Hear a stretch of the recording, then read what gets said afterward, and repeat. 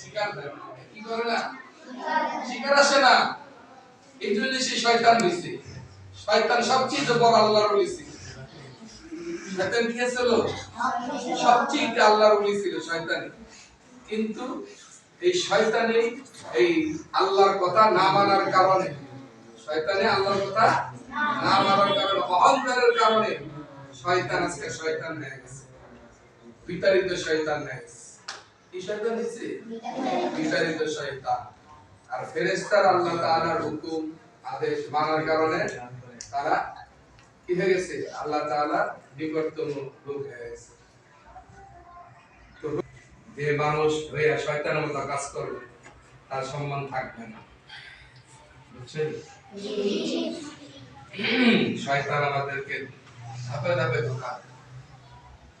যেটা বলতেছিলাম যে আমাদের বিগত বছরে যে ভুল ত্রুটিগুলো হয়েছে, যে ক্লাসে আসি নাই, ঠিক মতো পড়ি নাই, হুজুরের কথা মানি নাই, বাড়িতে গিয়ে বসে থাকছি, বিভিন্ন জায়গায় ঘুরছি, পড়া নষ্ট হয়েছে না?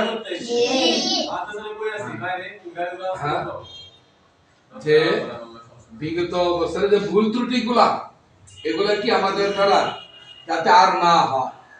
আমি এখন থেকে নিয়ত করব যে সুন্দর নতুন বছরে আমার নতুন জীবনকে নতুন ভাবে নতুন যে আমার জীবনকে সাজাবো, নতুন ভাবে কি আমার জীবনকে সাজাবো, যে না আমার এই ভুল গেছে, এই বছর আমার আর ভুল হবে না। আমি ঠিক এই বছর সুন্দর করে পড়বো। যারা কায়দা পড়ে যে না আমি অবশ্যই আমপারা নিব 2 মাসের ভিতরে রমজানের আগে, যারা আমপারা পড়ে তারা নিয়ত করবে যে আমি রমজানের ভিতরে কি করব? কোরআন শিখ দেব।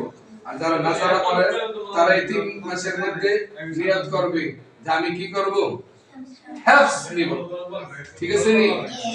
নিজের আগ্রহ থাকতে হবে, নিজের কি থাকতে হবে? আগ্রহ থাকতে হবে। আর না হয় হবে না। হুজুর যতই তোমাকে বকাঝকা করুক, মারধর করুক, তুমি যে পর্যন্ত নিজেকে নিজে সংশোধন না করবা ওই পর্যন্ত তোমার কি হবে না? পরিবর্তন হবে না। হুজুর মায়েরা তোমার ভালো করতে পারবে না, হুজুর এতটুকু পারবে, তোমার মায়েরা ব্যথা দিতে পারবে না। তুমি যদি নিজের থেকে ভালো না হও, হুজুর তোমাকে ভালো করতে পারবে না। নিজের পরিবর্তন